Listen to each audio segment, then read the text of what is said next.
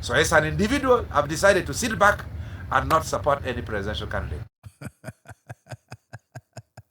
Coming in from a political scientist and a political philosopher. Okay. All I'm here to say is I'm Kevin and I'm waving a white flag. You're watching Mordecai Marissa Live Political Commentary.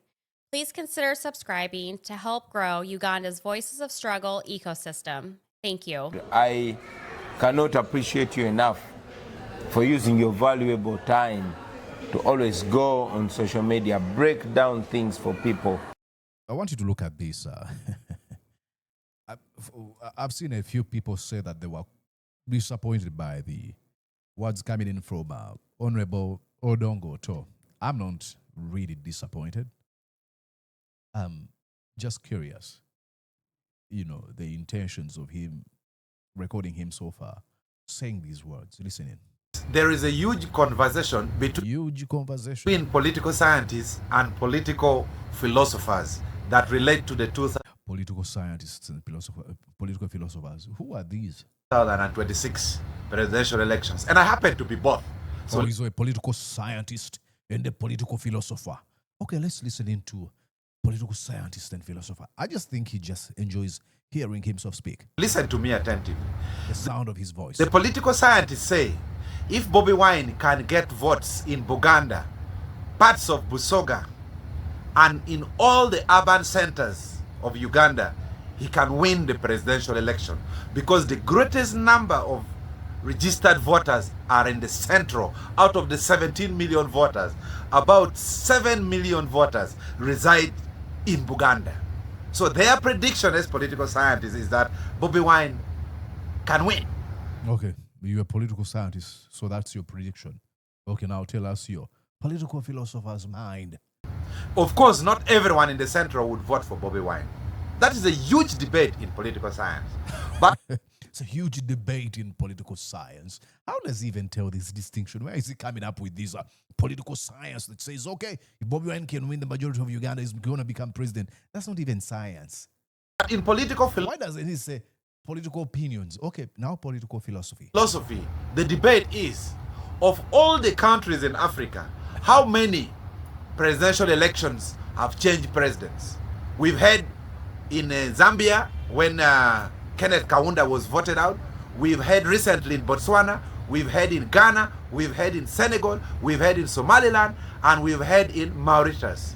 So only 6 elections out of over 1,200 elections in Africa since 1990 has changed presidential candidates. So the question is to us political philosophers, is Uganda, can the elections in Uganda change the presidency? When I was young, I used to think presidential elections could change the presidency. But now that I've grown a little older, I doubt whether... When I was young, okay, when was this you're referring to? The presidential elections can change the presidency. I even doubt my earlier thoughts. In 2001, I voted... In 1996, I voted for Paul Kawanga Semogere. In 2001, I voted for Aggrey Awori. In 2006, I voted for Dr. Besigye. In 2011, I voted for Dr. Kiza Besigye. In 2016, I voted for Dr. Kiza Besigye. In 2021, I did not vote for any presidential candidate. So the trajectory, in my opinion, is that changing a presidential candidate from a political philosophy perspective in Uganda is possible, but very unlikely. So as an individual, I've decided to sit back and not support any presidential candidate. Coming in from a political scientist and a political philosopher. Okay. All I'm here to say is I'm Kevin and I'm waving a white flag. Why did he record this message? Why? Tell me the intention. Hey, I voted for Kawanga Semogere, Aggrey Awori, and Besigye twice or thrice, and I'm not going to vote because all my trials haven't yielded any results, tangible results. He's going to say, hey, if you attempt to change things, twice, thrice, and they're not changing, all you got to do is give up. Why is he recording himself, for crying out loud? What's the intention of this video? Oh, I'm not going to vote. I mean, listening to how he concludes this video. Listen. Presidential candidate. So the trajectory, in my opinion, is that changing a presidential candidate from a political philosophy perspective in Uganda is possible, but very unlikely. It is possible, but very unlikely. So they usually ask in Uganda, "Tukuyambe tutya?" How can we help you? Because all you did is come here to tell us that, hey, I'm giving up. I can't go anymore. It is possible, but very unlikely. Don't you think these were the conversations that actually people had from, in the 15th century when Africa was starting to get colonized from 1885? And the fruits of our liberation struggles were not realized until the 1950s, I think, starting with Egypt and Ghana. And then countries like Uganda, Kenya, and others followed. With South Africa in 1994. So what are you trying to say? Ladies and gentlemen, I could be missing a point here. What is he trying to say? Explain to me like a kindergartner, like I usually say. Explain to me, why is Odongo Otto recording himself saying, okay, I've seen that this is very possible, but unlikely. So if it is very possible, as you admit, don't you think the idea now should be, okay, how do we change this?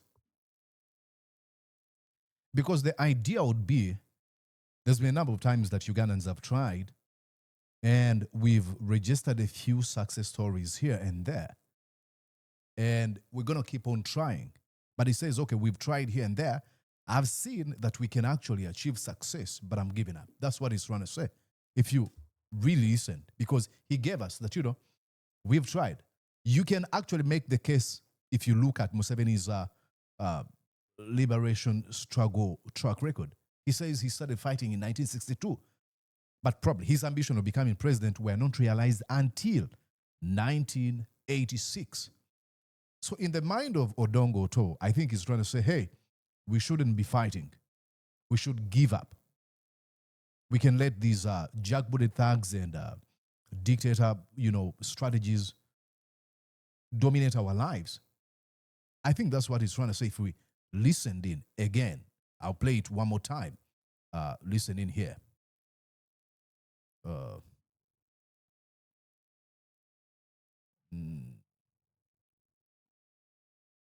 So as an individual, I've decided to sit back and not support any presidential candidate. As an individual, I've decided to sit back and not support any presidential candidate. That's giving up. Especially at a time when a number of our young people in our country want voices like that of Honorable Odongo Otto, saying, oh, I've decided to give up.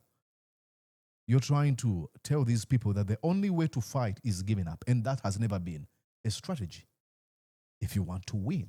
So help me understand. Explain to me like a kindergartner, why is Honorable Odongo Otto choosing to tell us that the only way we can do this is by giving up? I would argue this is very unpopular opinion. I think this is one or another of giving support to Mr. Museveni. Because if Odongo Otto commands a certain level of a constituency that votes, then many of them are not going to vote. They're going to be like, hey, I'm not going to participate in this electoral process. And when you do that, you're serving the interests of Mr. Museveni. At this moment, you have to be on the side of the oppressed. When you try to play the neutral part, you're serving Mr. Museveni. You either rather keep quiet, but not come out and say, hey, I'm deciding to give up. How about, actually, when he records these videos, what he's trying to say, hey, can you join me? Let us give up the system. We cannot change it. I don't understand, but maybe you do. Explain to me down in the comment section, what do you get out of all this? Mr. Odongo Otto. It didn't make sense to me at all.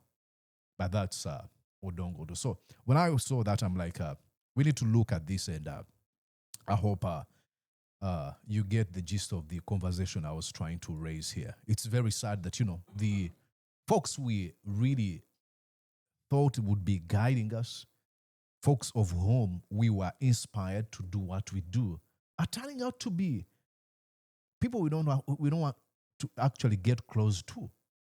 Odongo Otto, the likes of Matthias Impuga, to mention but a few. What happened to them? Tell me.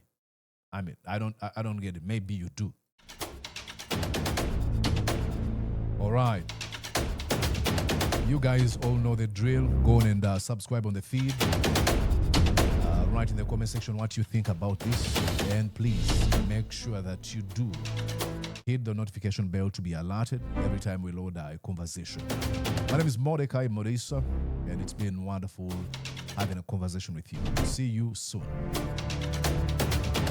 All right, bye-bye.